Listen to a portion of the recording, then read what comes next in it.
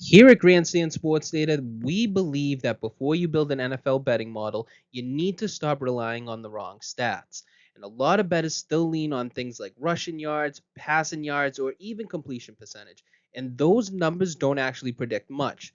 So in this video, I'm going to show you the advanced metrics that do matter, the ones that actually correlate with spreads, money lines, and other bet types. These are the stats that keep your model disciplined, consistent, and align with how NFL games are really being decided. So let's get into it. All right, so we're jumping over to technical analysis, and the first section for technical analysis that we're going to touch on is modeling, right? And modeling is finding advanced stats that correlate to your bet type. And that's exactly what we're going to show you here on this slide. We're just going to pop up the bet types, and we're going to show you which ones correlate. Now, what you need to do on top of this is when you have these stats, I need you to do something called a Monte Carlo simulation. And think of it like this. You want to do it if these two teams played 10,000 times, what would be the most likely distribution of outcomes? And then from that, you can translate it into your spreads, your totals, win probabilities, maybe even your prop bets. That's exactly what you want to do. Now, you're also going to see another theme when we're talking about spreads and money lines. And these are about who's better relative to the line or who's a better team just overall. And we weight these per play or schedule adjustment numbers first, but I will say that the key theme that you're going to see here is differentials. Why? Because better football teams are well balanced. And I mean well balanced on offense and on defense. I don't mean that their offense is ranked number 1 in the NFL, but their defense is ranked number 32. No, that's not a good enough football team. And you will see that in your analysis when you run these differentials. But you don't just run offense, you don't just run defense, you're trying to measure the whole team. So the first ones that you start with is points per game differential. This is probably self-evident, right? You want to know if your team is scoring more on average than it's letting up. Pretty self-explanatory. Same thing for yards per play. That's going to test basically how well you're traveling down the field.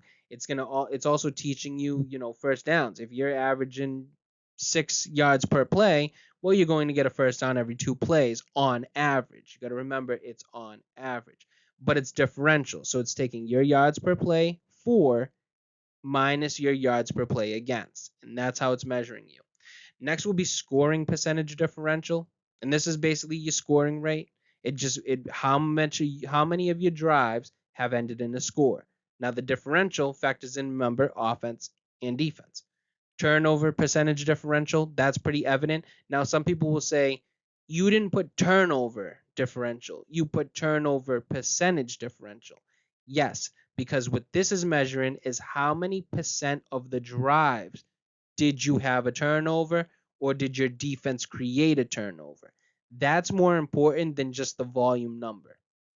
Next is going to be passer rating differential, and this is huge for futures. We'll get into it a little bit more when we touch on those, but this is a huge telltale sign of telling the future in the NFL, especially in today's NFL, when the passer is I don't want to say it's king. I don't want to speak like that, but it's very close to it.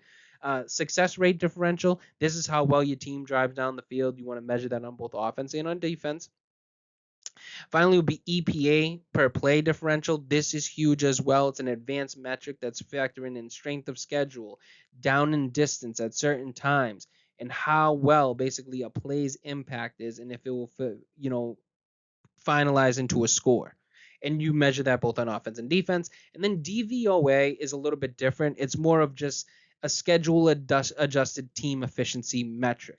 And what this means in layman's terms is they're taking every single metric. So, for instance, you can find the DVOA on points per game. But what it does is it gives you the true points per game. So it takes a team like Indianapolis this year, it takes all their numbers and it compares them to their strength of schedule.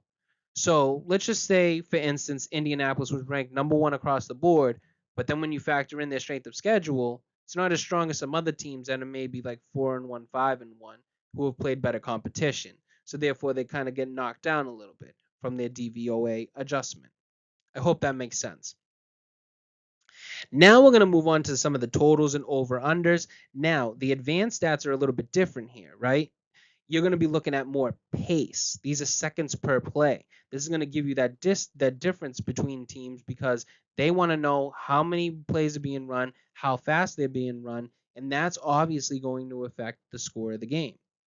You next want to take a look at explosive play differential. I put triple P here, and all that means is points per play. That's it. You take the points and you divide it by the plays, and that will give you an explosive rate. That's simple. Next would be EPA differential, EPA per play differential. We've already touched on that. Next would be red zone efficiency differential. This is another one because this is measuring touchdowns versus field goals. Obviously, the teams who are converting touchdowns when they get to the red zone instead of field goals are going to have a higher chance of getting overs. And then if you look at the other way, teams are getting field goals instead of touchdowns. You may want to be looking at some of the unders in those specific teams. Okay, so let's take a look at some of the props involved here and what you should be looking at.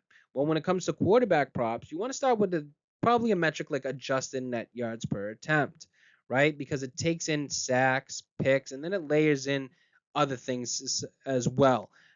Pass rating over expectation is huge too. You want to know the pass rate over that expectation and to know how a team wants to play, not just how they played last week. Next, you want to add in that pressure to sack percentage to see pressure actually turns into drive killers for that quarterback. That's going to be huge. Running back props, you're going to be looking at volume and contact quality. Maybe rush share percentage tells you if a back owns the workload. Yards after contact tells you whether he creates his own yards regardless of the blocking. That's going to be huge and basically a talent metric for the running back. Next would be wide receiver props. Think targets and depth, like target share, air yards percentage. These basically show the intent in the role. Cross it with the opponent's coverage grades, and this can be zone funnel or man with a physical cornerback that disrupts the timing. All of these things can be factored in. Next would be tight ends and their role clarity basically, helps you with that. Do they get huge red zone target percentage? That gets you paid, but only if he's running routes. That's why I track snap percentage as routes versus blocking. A 75% snap tight end who blocks on half of them is basically a trap. He's not showing you those, wide receiver numbers that you will need. Next would be futures. You can look; these are win totals, divisions, Super Bowl, MVPs, and you're projecting staying power, right? I lean on EPA per play differential for most of these futures, but remember, net yards per play is huge. This ties in the Pythagorean win expectation as well. It relates very closely with that. Passer rating differential is a championship tell historically. So over half of the champions were top two, and then nearly all were top 10. And when I say all, I'm talking about NFL champions. Understand that, not Super Bowl champions. So nearly all NFL champions dating back to the 40s finished in the top 10 in passer rating differential. That is something that you have to carry with you and look into, especially if you're in the futures market. Next would be adding in DVOA for that schedule context. That can be huge as well. Kind of want to leave you with a few extra tips before we leave you with the modeling, right? We want you to weight recent form, but don't ignore the whole season. So if you've seen our content, we have graphs on each of the teams and measure their moving averages after about 4, 8, and 12 games. That's going to be huge for you. See where they're trending. Also, remember the model is a tool to price your line. So you want maybe greater than 1.5 point edge on spreads, and then maybe 2 to 3 points on totals before you even think about betting. Next, I would check fundamentals in the market. The model tells the story, but the market tells me when to act. That's huge. Next, framing. That's going to be the next question is framing. How far back do I go for my data? That's a huge question. Some of the error adjustments, I would say use modern numbers. We at Grandstand Sports Data, we like going back only about 5 years. So, but going too far back can have you factor in numbers that don't actually affect the game. And that would kind of lead us to our last point when it's talking about find predictive metrics and not necessarily outcome stats. Like EPA per play is a predictive metric, success rate is a predictive metric, pressure rate is a predictive measurement. But things like rushing yards and time of possession, they actually correlate to some of the winning numbers. But you have to remember they already happened. And what I mean is that teams, when they're winning, they'll switch to the run, and that will help them have more rushing yards and more time of possession. So that's a causation. That's not necessarily a correlation. You're trying to find the stats that predict the future, not necessarily tell you already what happened.